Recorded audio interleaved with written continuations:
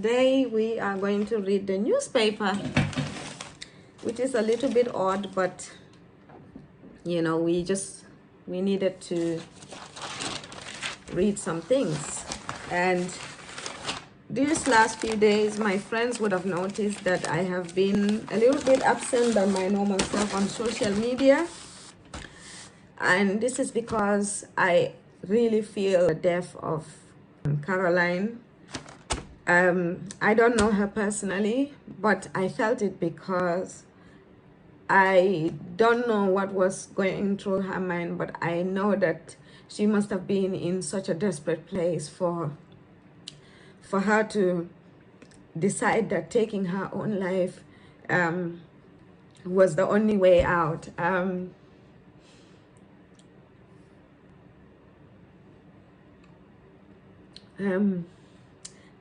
I want to talk about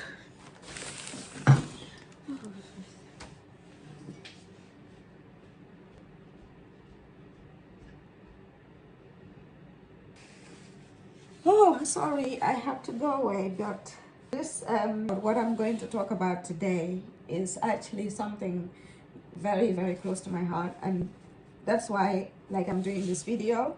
I'm sorry, I'm just getting a little bit emotional because there's a lot of emotions, throughout the week.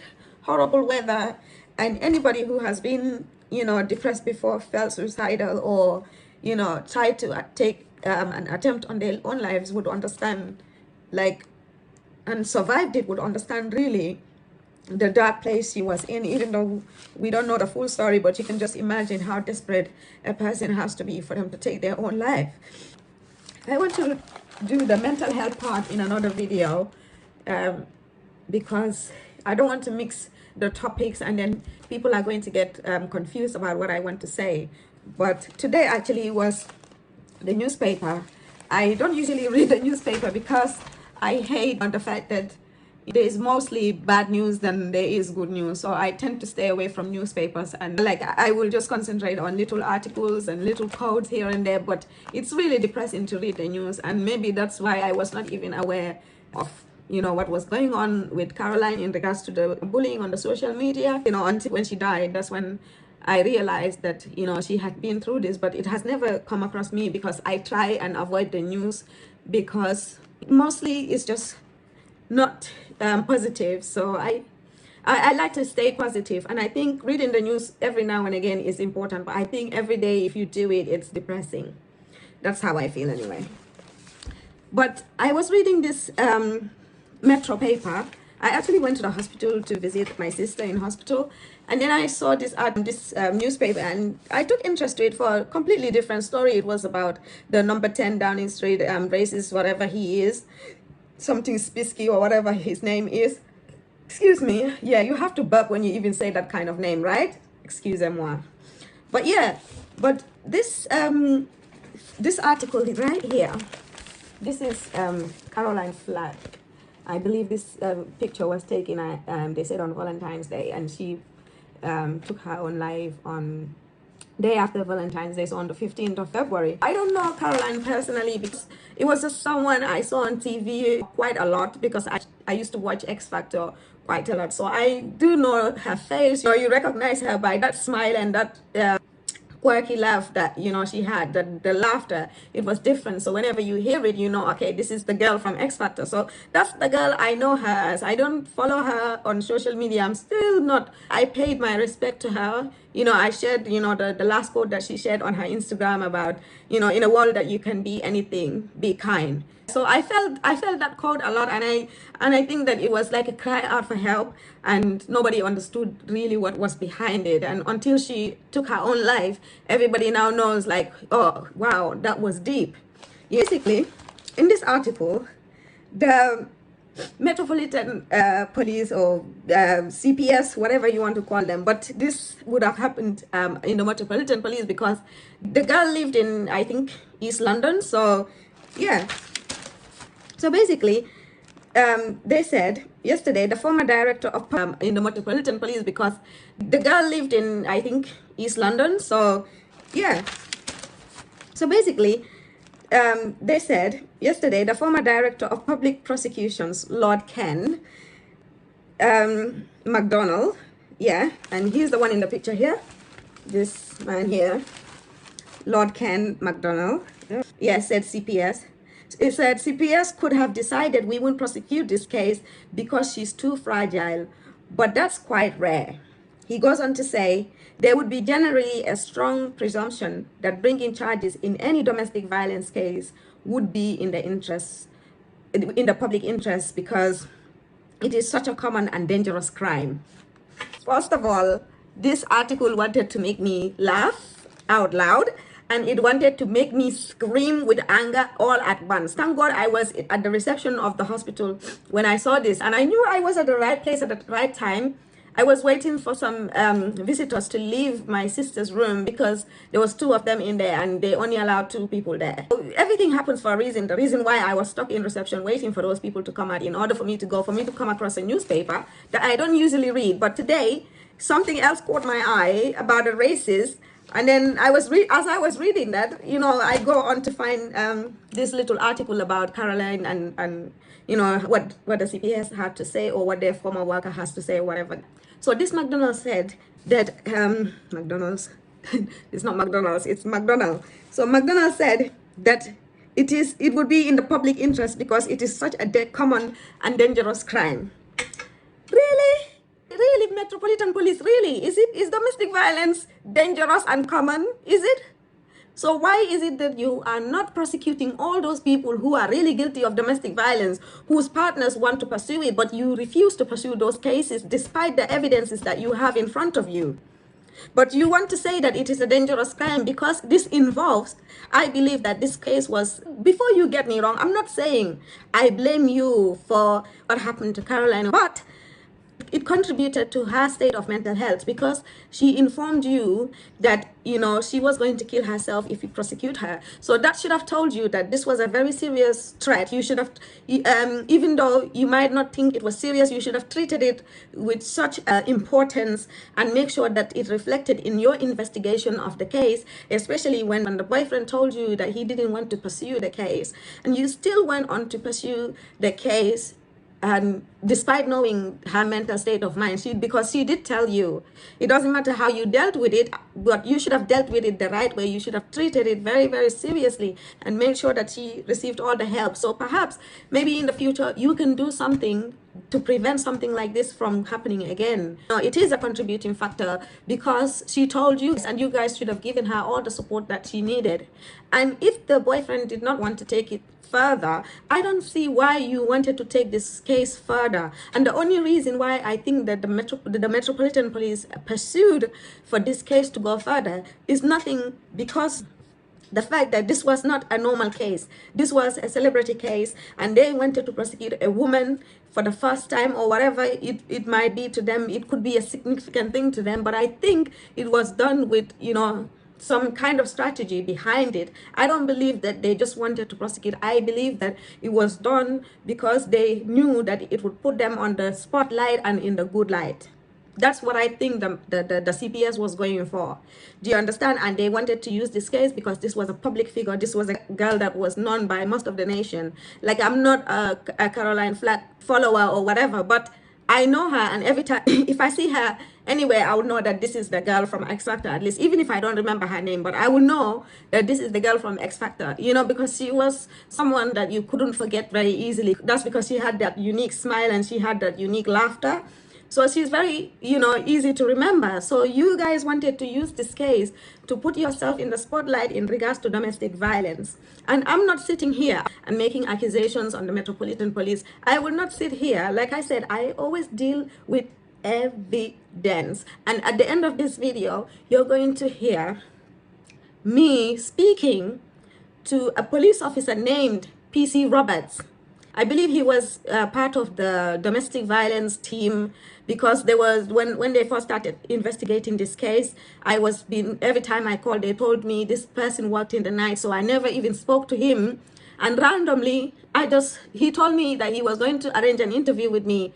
But as soon as he spoke to the perpetrator, he basically did not even bother to meet with me. He did not ask for my evidences. He did not go through my medical records. And I'm going to play a recording that proves that he did not go through my medical records, because he said to me, You didn't give us, but they had it in their possession, because the government has this system called sharing of information between agencies such as social workers, doctors, and all of that. But this agency is not even working for the victims of domestic violence and abuse, because the hospital or the doctors are not communicating well with the police in regards to domestic violence cases. And I have tons and tons and tons of medical records that will show you how every time I was questioned about my life, these things were coming out. You know, these were physical abuse, these were emotional abuse, these were,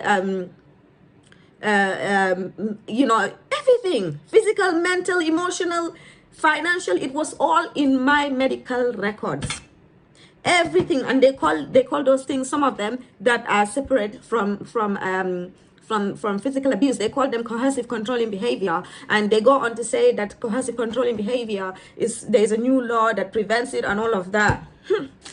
Let me show you my evidences, because like I said, I don't like to talk without my evidences. And should the Metropolitan-Police come and see me, I see Jalo, I have all my medical records. They don't even need it from me. They can just, you know, they just need my signature, which they never asked for before.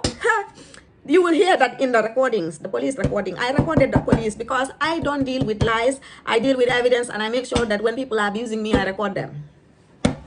That's me. Sorry.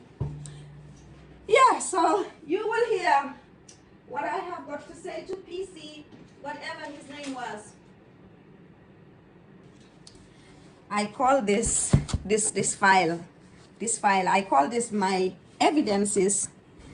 My evidences on how the government agencies really don't do their jobs, but then they go on to accuse people of being malicious when they report these crimes. And so it's surprising that, you know, they suddenly want to take on a case, even though the person told them that there's no need for you to take this any further. Because, right, I'm just looking for some documents, because I'm not going to say things that that are not true. Everything I like to say, because you never know when these things can come back on you. So you have to make sure that, you know, you have something to back up whatever you're going to say, especially when it comes to matters, you know, that are very serious like this one. You know, you can't just come out and make up stuff. You have to make sure that you have evidence to back it up. Well, that's what I believe anyway. But we will get there eventually. But it's just goes to show you how much evidence that I have here that none of the agencies try to put the clues together and see, you know, how the abusers can now come and manipulate them, or whatever they're doing, not doing their jobs, because it's obvious that, you know, some of these people didn't do their jobs like they're supposed to, because there was tons and tons of evidences, and yet they didn't ask the Metropolitan Police. It didn't even get to CPS. They didn't even ask me for my evidence. They just basically called me a liar. They asked my ex-husband for it. They didn't ask me. They even invited him to the police station rather than, you know, arresting him. They didn't even do that. So they didn't even arrest him. They just invited him. But I think, do I have more? Yes, I do. There's more. There's more. PC Cowell. PC Cowell, this woman, she basically called me a liar in a statement that she wrote based on only assumptions. She didn't, everything she wrote, she didn't get any evidence for them. But I'm just so frustrated that I just need to show you guys, because I just don't want to say things without having the evidence to show for it. You know what I mean? So, yes. PC Roberts, yes, that sweet gentleman, lovely gentleman. You will hear everything in the recordings. This is some of the agencies that I've worked with. These documents are some of the agencies that I've worked with, and that's one, two. This one is domestic violence. This second one is domestic violence from a domestic violence agency.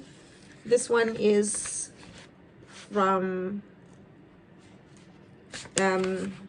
midwife. This one is from another different domestic violence. This one was from 2017-18, and this one was 2013. So if you look at the date, you can see 2013. That's how long it dates back to. And this is again the other previous. They wrote basically 3 different statements. And then do you have my medical records?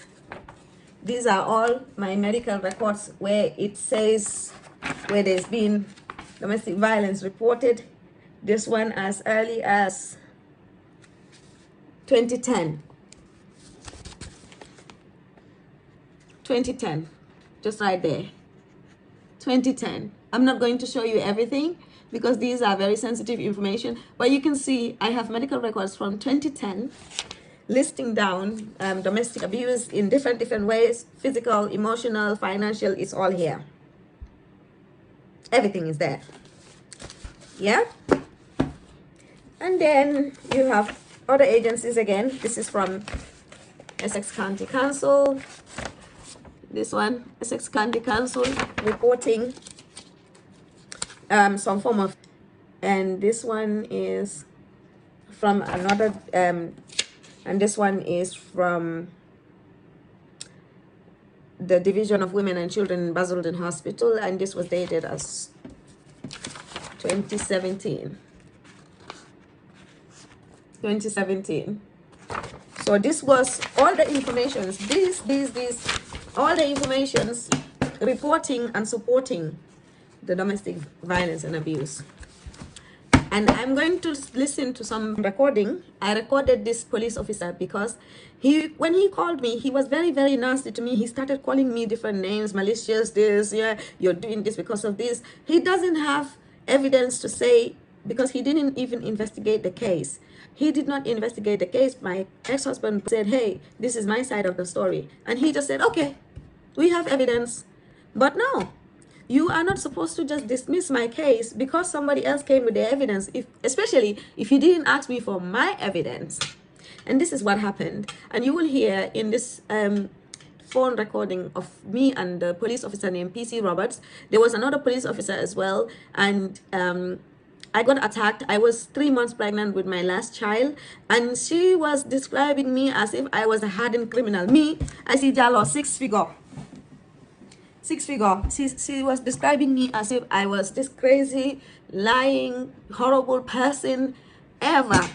None of them did their investigation. If you look at the police statements, you will see everything they say is I think, it's my opinion that, it's my opinion this. Nobody has any factual evidence to back anything up. They just basically dismiss my domestic violence cases. The first time I reported it was in 2014, and the police dismissed my domestic violence case because I couldn't wait for their help anymore. I was desperate. So I got myself, one of my children's nurseries had this family support worker, and she basically put me in touch with these solicitors so that I can bring on a non-molestation order because of that. And even though the non-molestation order was on, he was trying, the perpetrator was trying to convince me that, everything is going to be, fine. He's going to change. He promised me a lot of things. And I did think about letting him in, but I never moved in with him. You understand? I never moved in with him. I was waiting to see whether he was going to prove himself, because it was a very sad situation, because I was desperate for my marriage to work, because I came from a culture where getting divorced was frowned upon on. And I also have this issue, where I never had my two parents living together growing up as a child. So I've always dreamed about having my own family and settling down for good. I never thought about divorce. So I was at a time where I was very vulnerable, but instead of the police pursuing the case and making sure that I received the help that I needed, they didn't. Instead, they just convinced me that, oh, because now you have a non-molestation order in place, we don't need to get involved anymore. We think he will stay away, and if anything happens, just call us. This was the promise that was made to me. So nobody, really wanted to investigate it, because I got a non-molestation order. Everything was hunky-dory. They did not pursue the case to prosecution. They didn't even take it to CPS. These are everyday domestic violence cases that are happening, where there's so much evidence like this. This is even not even quarter of my evidences of what went on. I haven't even gone through text messages and emails and stuff. This is just from agencies, from doctors, from midwives, from hospitals, all of these, from hospitals, from the local council. These are all evidences of domestic violence. Yeah, look at this. I can't even go through and count how many pages of this. This is just medical records, things that I can just prove because it's medically recorded, and recorded from the local councils and recorded from domestic violence agencies from 2013. So this is the problem that we're having. We're having to deal with cases which are very serious, which have a long track of evidence, long tracks of medical records dating back to 2010, showing you that this person has been emotionally abusing me. I was more emotionally abused than I was physically abused. But it doesn't hurt any less. It hurts even more because nobody can see your scars. Everything is in your head, and you're the one who is going to end up being called a liar, a manipulator, because that's what the perpetrator does. One of the traits of a narcissist is to make their victims look like they're crazy. But how can someone tell a doctor since 2010 that they've been abused and nothing has ever been done about it? And the police, when it was reported to them, they didn't even go and do their own investigations. They just said, well, you didn't give us your medical records. But you didn't ask me. In this police recording, you will hear that the police did not ask me for my medical records. And he was trying to justify that by saying your ex-husband has evidence. But the police were not ready to do their own job. I even had to contact my local MP.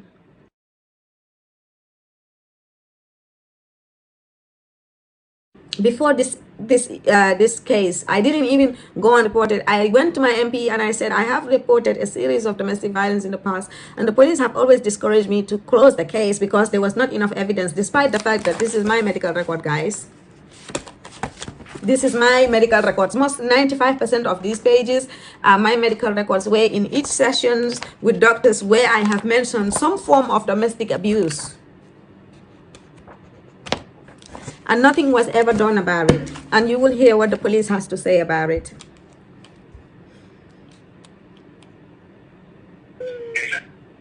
I can't show you all of the message because some of the messages, some of the details in this recording.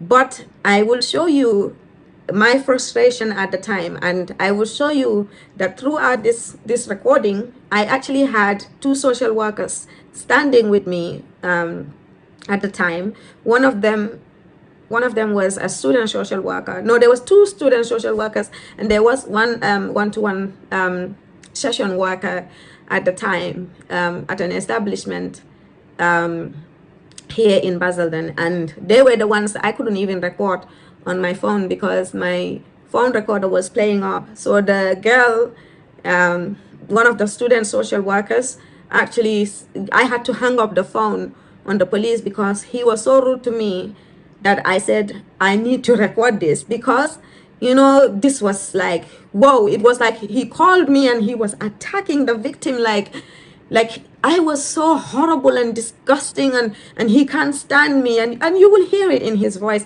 And at the end of the recording, you can even hear two women saying, what a horrible man, because of the way he spoke to me. So when he called me first, he started da, da, da, da, da, da, da.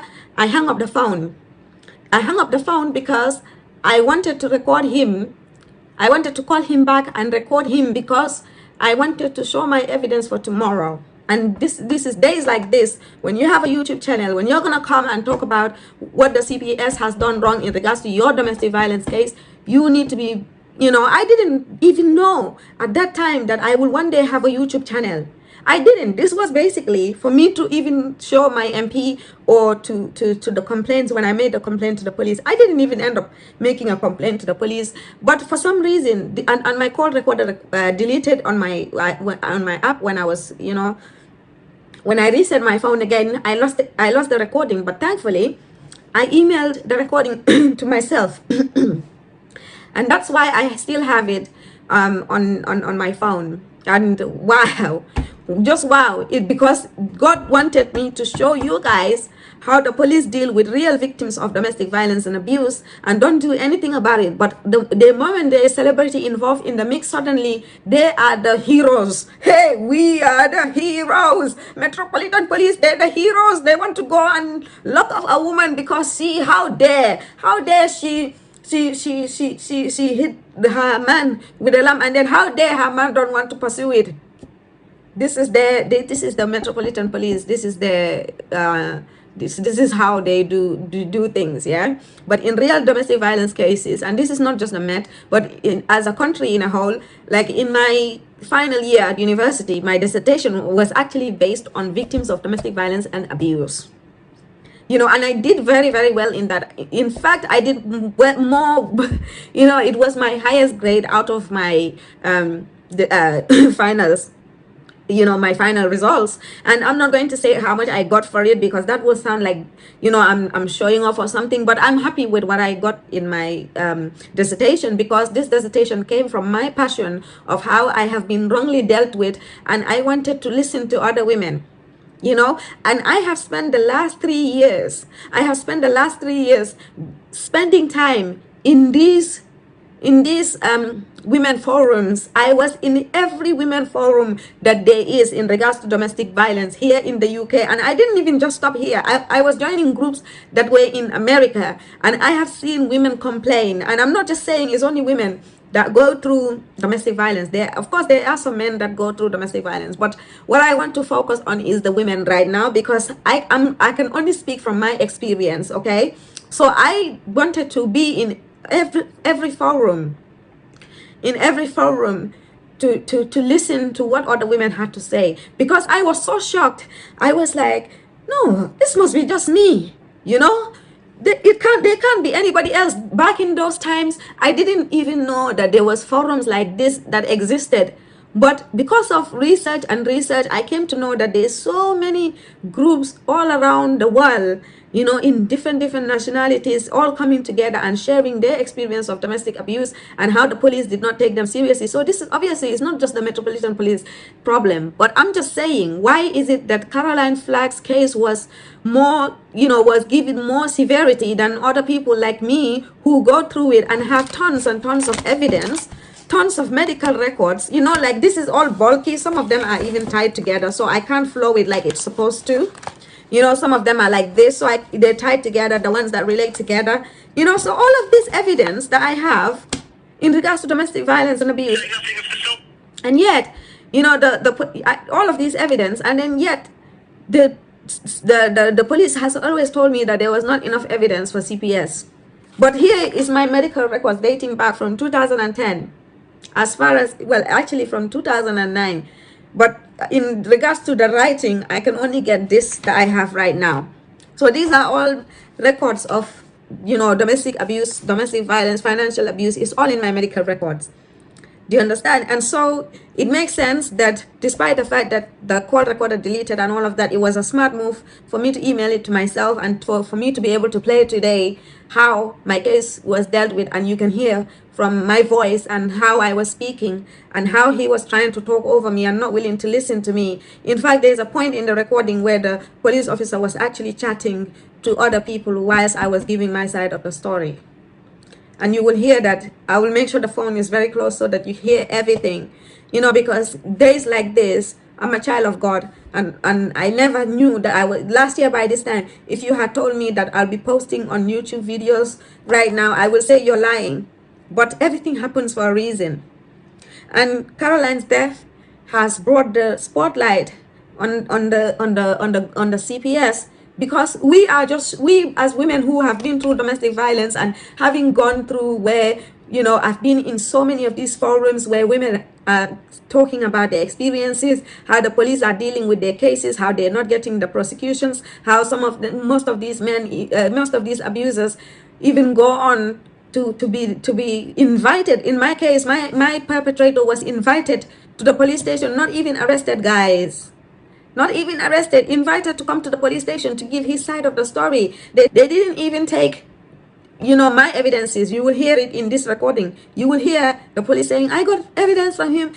He doesn't see my evidence. He didn't even check my medical records, which should be the basic thing to do when domestic violence and abuse is reported to you. Come on, that's the least you can do. The least you can do before even you say, I can't take on this case, is for you to go through the medical records and make your own analysis of the relationship. And if you don't have the experience to do that, get psychiatrists involved in working with the police. Get them involved. Get the doctors in. People that have expertise in human behavior. That's the kind of things that you need to bring into this. Because if you look at my medical records since 2013, sorry, since 2010, I think that was the earliest of the recording, 2010, you can see there's a pattern of abuse, and you can see how all of this started to make me stressed, because before I had children, I was not on any form of antidepressants or anything like that. But my medical records will show you that after I got pregnant, and this man made it very clear in emails that he didn't want this child, you know, and you can see the abuse was going from 2009. They can't see, because I can't even say they can see. They can't see because they didn't even go on to read my medical records. They just listened to his side of the story and took his evidence, but they didn't take. That doesn't sound to me like a fair investigation. If you're going to conduct a fair investigation, you have to speak to both parties and you have to sit down with both of them face to face. So why did he speak to my ex? How can you even go on and interview someone's ex when you didn't sit with the victim first?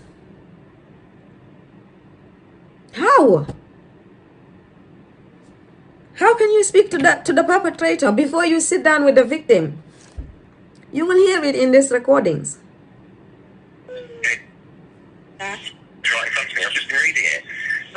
Sexual abuse when starting proceedings against You didn't see any evidence. I told the police all the evidence that I have, and I've got the evidence. I have it back at Taylor. I am making, so my medical records from 2010, which obviously stated the domestic abuse and all of that. You're saying They that. say nothing of the sort. So my medical, you haven't seen my medical records. You didn't see my medical records. Where's my medical records? Have you seen my medical records? You haven't given us permission to get your medical records. You didn't ask for it. Did you ask me for when it? When you would have been seen by police, one of the things they asked you to do is sign something called a Form 172, which is the police's... They didn't ask me. They didn't ask me. They told me. I was told. I have... Can't even pronounce my name right. What you said isn't true. And if you are appealing that is your entitlement to do so. My evidence. I have your evidence. You have given me a really detailed statement. However, I've looked into all of those points and they've all been dealt with previously, like I have said.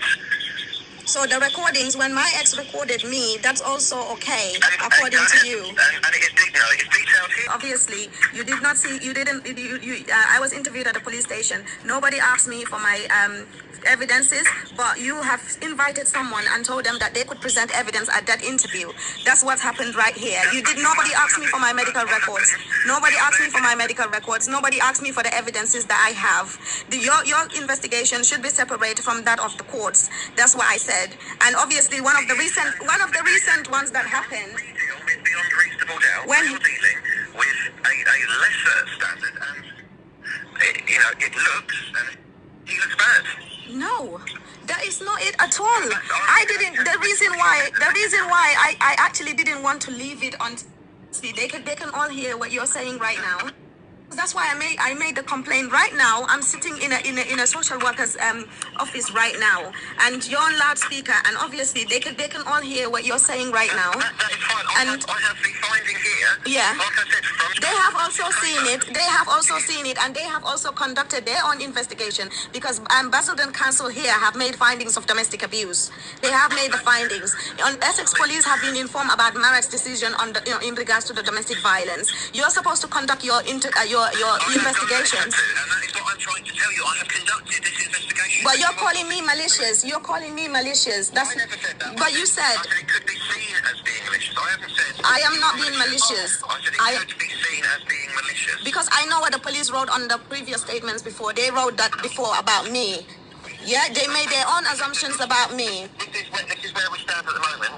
The criminal matter will not be proceeding because they have already been dealt with. Well, I would contact my local MP because he's already asked me to get in touch with the police, because this is all down to the fact it's black and white. This is what it comes down to. It has nothing to do. You cannot. Exactly. I have never. You're pronouncing my name wrong, and you're saying that you're not racist, My but name gives it away, PC Roberts. If it does give it away. It does give it away. And obviously, you met my ex-husband. You took his evidence. You didn't get my evidence. And right now, all of this is recorded. All of this is recorded because you have taken evidence from him, and you interviewed me first, and you didn't ask for my evidence. So that definitely shows some kind I of had a bias. telephone Whether interview, you want by to the way, accept that or not face to but that is the face. case. You never asked for my medical records. You never asked for any of my evidences. You invited my ex-husband into your office to bring evidences. And obviously, right now, you're not listening, as I can hear you're speaking to somebody else whilst I'm telling you the facts that are happening right now. Okay, exactly. But so you know, we are ceasing this investigation because everything has been dealt with previously, both criminally and okay. Okay, my MP will be in touch. Okay, well, who is your MP? And I'll be prepared to speak to them when they come. They won't speak to you. They would speak to me. They're not gonna speak to you. They're not gonna speak to you. They speak to your superiors. I spoke to the MP about this, and I told the MP. I spoke to the MP. I spoke to the MP the night you went to Cows. The MP said, "I assure you, the police will not discriminate against you. They will investigate this, and if they don't, get back to me." That's what he said. And obviously, you've proven him. I have all the You've proven emails. him wrong, because obviously he had so much faith in you that he told me our officers are going to deal with this, whether it was dealt with in the court or not. They're going to deal with this. And obviously, I told him that there's a chance that because of the fact that we're from different bases, they will not investigate. And I'm going back to my MP, and I will be telling my MP about what you just told me, because you just called me malicious without even getting any of my evidence. You didn't get my medical records. You didn't investigate anything on my side, but you took evidence from my ex-husband, who you saw later, when I'm the first person to come and report, and no evidence was taken from me. So he will be in touch, because right now I'm not, it's okay. It's okay. I will speak to my MP and he will sort it out. Okay, thank you. Goodbye. What is going on for you?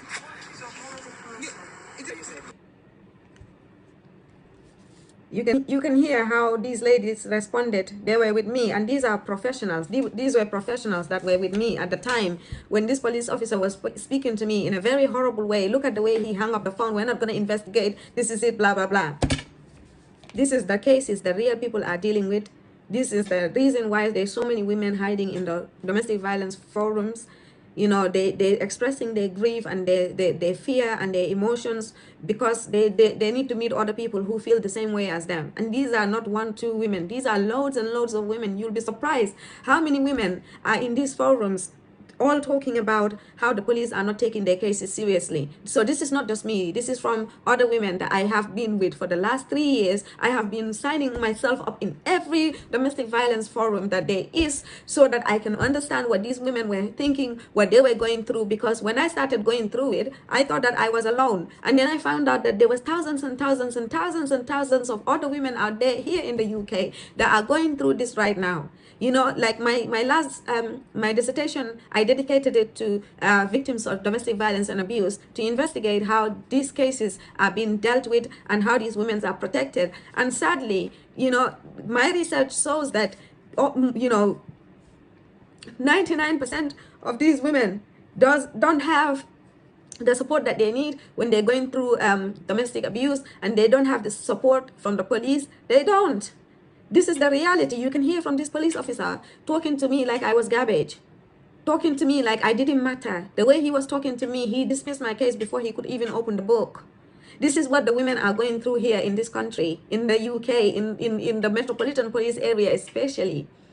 You know, they're not dealing with cases properly. I can understand that they're overworked. You know, they're saying that they're actually sharing these informations, you know, like agencies sharing informations between agencies. They're not doing the correct job, because how many times only once did one of my doctors try to intervene in regards to making sure that I get the help that I needed, and for my children to get the help that they needed. But all the others, they never even investigate anything. They never informed the police. They never informed social services.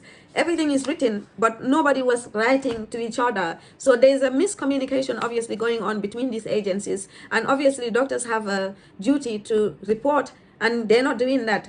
And also, you can understand they have lots of patients and all of that, but at the same time, a lot of people's lives are at risk. And you know, the police, they also overstretch, because they have, I understand their situation. They don't have enough policemen out there. But even though they don't have enough, it doesn't mean that you should just not investigate cases properly. You need to report cases properly. You need to investigate cases properly, despite the workload. Take as long as you want, but as long as you're dealing with the problem correctly, that way we can have some hope in you. But to go on and calling victims malicious, calling them all kinds of names, if you see the amount of things that the police wrote on me, or from the Metropolitan-Police, especially from Forest Gate Police Station, I don't know, or Stratford Police Station, whoever these people are, some of them I didn't even speak to them that much, and they have so much to write about me, to tarnish my image, to make me look like a horrible person. But at the end of the day, everything they wrote in their reports was my opinion is. So it's not even like they have any kind of evidence to make those kinds of, you know, accusations or something like that. I met a police officer named PC Cowell. I was attacked when I was 3 months pregnant, and I was with my ex-husband, and she was questioning my ex-husband, and you know, the way she was talking to him, and even went on to describe him as a suspect in another case. Do you understand? Like, things like that. It's like, whoa, this was my new partner and you're attacking him, you know, all just to discredit me. And you know, because I don't understand. It was just all my opinion. I don't have any criminal record. The police, they tried it. I was attacked when I was 3 months pregnant, and I called the police, the police came. They took they're taking statement from me. Next thing I know, my whole house was surrounded. You know, like, I had police in black things, like the ones that were black. It was so scary. They came to my house, like, I'm the one that's been attacked, and they came to my house, and they were like, oh, the other person said, you attacked them, we have to arrest you. I was 3 months pregnant. I was having a show, which means I was actually slightly bleeding because of how the person attacked me. These were all recorded. Everything was recorded in my medical records, and the police still. The police officer still said that I'm a troublemaker, like I caused everything. Why would I put my life at risk? And the person I was with, who ended up defending me, because at that time I didn't even say to that person I was pregnant, because I have this 3 months rule, because I had like miscarriages previously. So I never wanted to tell people that I'm pregnant until at least I'm 3 months, because then I feel a little bit confident, because the miscarriages I had before, it was only one of them was over 12 weeks, you know, but the rest was all, you know, under 12 weeks. So I like to wait before I tell anybody. So when this woman was attacking me, I actually screamed to my sister, and I said, I'm pregnant. And that was the moment my sister knew I was pregnant. So she defended me from my ex-husband's new girlfriend. She defended me, and she put her life at risk because she also has a medical condition. You know, she takes warfarin, which thins her blood, which the doctors knew, the police knew about on the day, because when they arrested me and my sister, you know, there was a doctor that came to see my sister, and I was taken to the hospital. Why did the Metropolitan Police take me to the hospital and bring a doctor to come and see my sister? You know, if nothing happened, they knew that this person, they would have known that from the doctor that this person, my cousin, she takes warfarin tablets, which thins her blood because she's at risk of blood clots. So any like slight cut, she can cut just slightly and she will bleed. Like you will not think this bleeding is coming from this small cut that she has. She will bleed because her blood is being thinned by the medication warfarin that she takes to thin her blood, so that she doesn't have blood clots, because she is a high risk of getting blood clots develop on her bodies. You know, so she had blood clots before. So this was medication that helps her, and this medication, even a slight cut, is very dangerous for her. You know, so I was attacked. My sister defended me, and yet this police officer, I just wanted to say her name just to shame her, in case you know her, like maybe she's your friend or something. Leave this woman. This woman is a very dangerous woman, and her name is PC Cowell. Well, I like to pronounce it Cowell. You know, this is absolutely disgusting. Police are not doing their job. They're writing their own opinions rather than evidence. Evidence is like this. They don't want to go through because, yeah, one day they overworked, you know, but you can't take your frustrations of being overworked out on the quality of your work. You have to make sure that you investigate cases properly, and that you don't go on to say to the victims that they're liars or malicious or calling them names or making suggestions. You know, the police officer said, I'm not saying you're malicious, but I'm just saying you coming across as malicious. This is not how you talk to a victim. I don't care what the situation was. This is not how you speak to a victim. And I'm very lucky and fortunate that I have this in recording. There's thousands and thousands of other women who do not have this evidence to back it up. But it's happening to them. Because my research, I went to these forums when I was doing my dissertation. I went to these forums and I told these women, listen, I know your privacy and everything, your details of your court case and all of those things, they're very, very sensitive information. So I'm going to promise you one thing.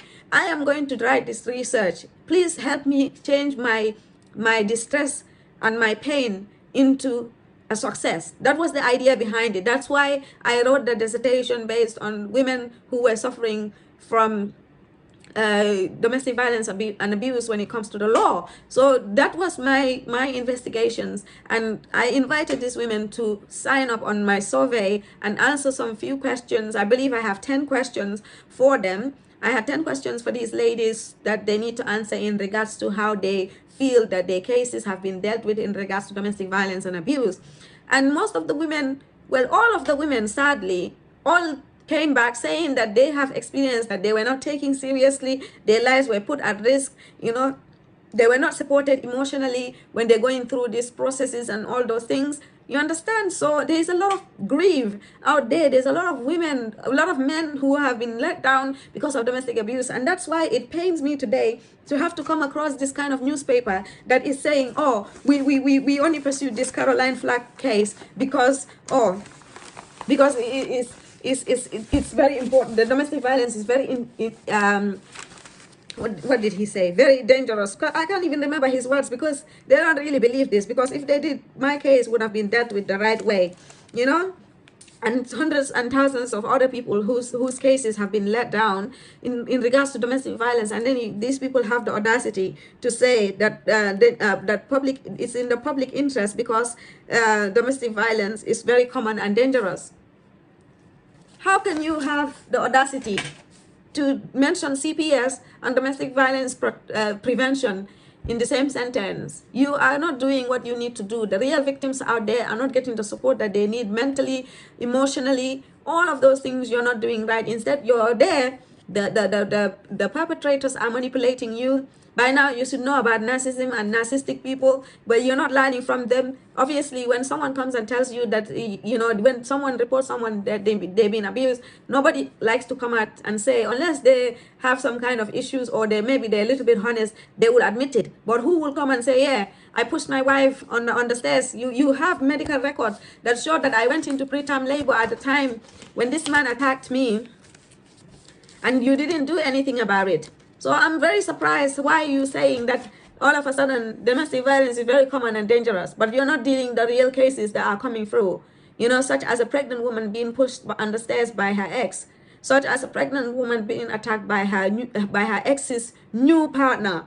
And that's that person called you before the other person even pick up the phone. The other person waited for a few hours. That's why the police, in the end, the police couldn't go through with the case of prosecuting me or even giving me anything in my record. They couldn't give me anything in my record, not even a caution, because my lawyers would have crashed them through my 999 call.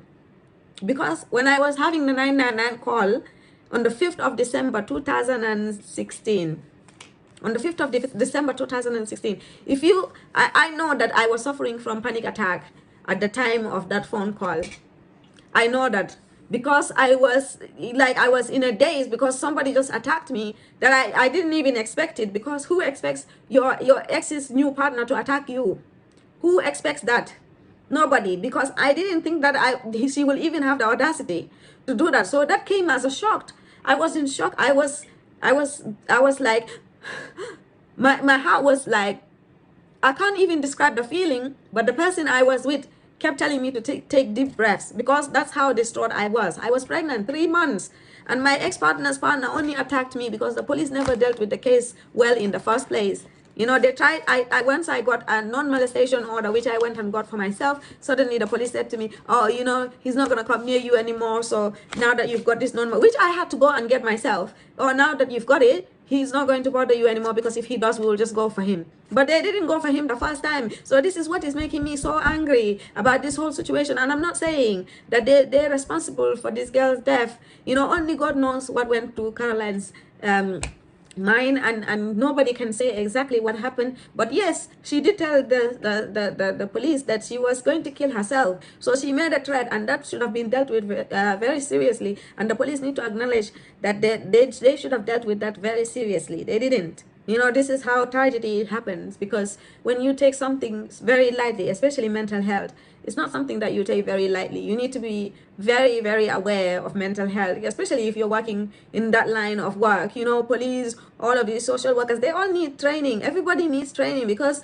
you go on dismissing people who are in serious trouble, and then you go on labeling other people as liars because they're depressed. You know, like, they will tell women that they're making things up. They make the woman look even more stupid because they're not believing these women. Then they're making the women more even confused, because they're like, oh, no one would believe me. So people drop their cases because of fear, because, you know, and then the police will just say, yeah, that's fine. If you want to leave it, just leave it like that.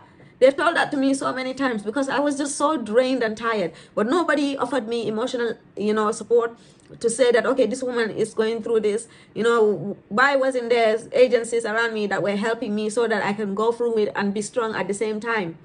They're not doing that, you know. And then to go on to say that they're taking it seriously all of a sudden, I just think that this was done because the victim was a tennis player and a model, public figure, and the person that they wanted to prosecute was a TV presenter. Case closed. All they wanted to do was just make sure that they dealt with a case that was high profile. All the other cases that are being affected, the people are affected from, you know, they don't care about those issues. They just care about the high profile cases, and that's very sad. And there's a lot of women, especially from what I know from going through these forums and having these women, having the blessings of these women to even allow me to do a research. You know, like, it was I had to, like, even say at the top of my research that, you know, this is based completely, you know, it's going to be anonymous. You're going to be anonymous. Nobody is going to reveal any of your identity. All you need to do, so the survey was done through some app, and I had to make sure that I secured those people's privacy before I could use any of their information, and which is why I can't give you some of the details I got. But the paper has been marked and it scored the highest grade that I achieved in my third year at university. So I'm very proud of it, and I'm very grateful for those women to give me the opportunity to use their stories to put it into a research that I can later on use, and maybe the police can even come and get a copy and read, the research. Maybe it will help them. Do you understand? There's organizations that have invited me to present this research in the establishments. I've done that, so I'm open to do it for any establishment in education, in healthcare, anywhere. You understand? Because we need to be aware that things are going wrong, and before anybody can say they're taking this domestic violence seriously, I think there's a lot of women out there, a lot of men out there who need apologies for their cases not being pursued, and where there was a lot of evidence and you didn't pursue those cases, but then you wanted to so desperately pursue a case that was in the limelight, in the spotlight. That hurts. So I think everyone who has reported domestic violence before to the police and they didn't deal with it seriously, or they didn't investigate it properly, we all need apologies. You need to apologize to all those victims and all those survivors before you can make claims that you are making it right now. Rest in peace, Caroline. It must have been a really, really dark place for you to decide that there was no other way for you to do this. I'm sure the family are grieving, and I'm sure there's a lot of confusion, there's a lot of hurt, and there's a lot of heartbreak. But it wouldn't be right for me to go on to record any other videos without addressing something that is really affecting the UK right now, especially in regards to the CPS taking this case very, very seriously, whereas there's been lots of cases before this that needed their attention and didn't get the same attention and didn't get the same support to take this case further, and then all of a sudden we have some tragedy happen in regards to this, and nobody is blaming anyone. But I think the CPS has to take some form of blame, because they were told by this woman that she was going to take her life, and they didn't take it seriously, and that should have been something that was taken very seriously, and she should have been given all the help that she needed. And the fact that the boyfriend didn't want to pursue the case, and yet the police went on to still go ahead with the case, and they were pressing for it, whereas there's loads and loads and loads of victims here in the UK that have been through some form of domestic violence, abuse, or whatever, coercive controlling behavior, all of those things, and they have tons of evidence, text messages, medical records, all of those things, but yet their cases were not taken seriously. So it's it's like when someone, it's like today, since I read this, it's like there's been a knot in my stomach, because I feel physically sick at seeing that they're saying, oh, we wanted to pursue this case because it's domestic violence is very dangerous and very common. Who says that? When you haven't been dealing with the real cases properly, but you wanted to pursue a case where even the victim said he didn't want to pursue with it, and the one that you accused had told you that they're not mentally stable, because if someone tells you they're going to kill themselves, they don't need to read it out to you that means, that's, I'm just saying that it should be taken very seriously, and you should have been given all the help and support, and it should not have been pursued, and as this recordings on this video shows, that there's times when there's so much evidence and you don't investigate those cases properly because they're not in the spotlight. Yeah, so it's very surprising that you decided to pursue a case that where the victim didn't want to pursue it, and where you knew also that the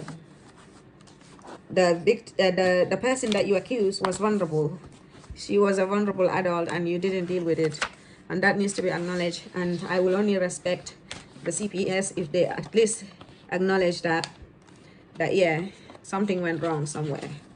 Rest in peace, Caroline. Your death shall not be in vain.